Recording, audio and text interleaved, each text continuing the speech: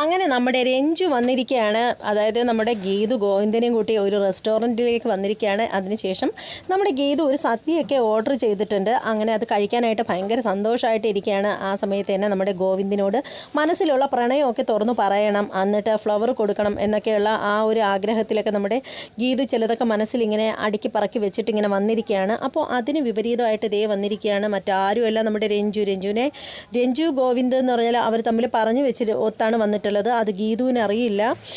നമ്മുടെ രഞ്ജുവിനോട് ഗോവിന്ദ് ഈ പറയുന്ന അവർ വന്ന റെസ്റ്റോറൻറ്റിൽ തന്നെ ലൊക്കേഷൻ അയച്ചു കൊടുത്തത് പ്രകാരമാണ് നമ്മുടെ രഞ്ജു അവിടെ വന്നിരിക്കുന്നത്. തമ്മിൽ കാണുമ്പോൾ തന്നെ അവർ ഹായ് ഒക്കെ പറയുന്നുണ്ട്. എന്നിട്ട് നമ്മുടെ രഞ്ജു ഗോവിന്ദിൻ്റെ അടുത്തേക്ക് വരികയാണ്. എന്നിട്ട് പുള്ളിക്കാരന് ഫ്ലവറൊക്കെ കൊടുത്ത് ബർത്ത്ഡേ വിഷസൊക്കെ ചെയ്തതിന് ശേഷം പുള്ളിക്കാരൻ്റെ ഉമ്മയൊക്കെ കൊടുക്കുകയാണ് നമ്മുടെ രഞ്ജു.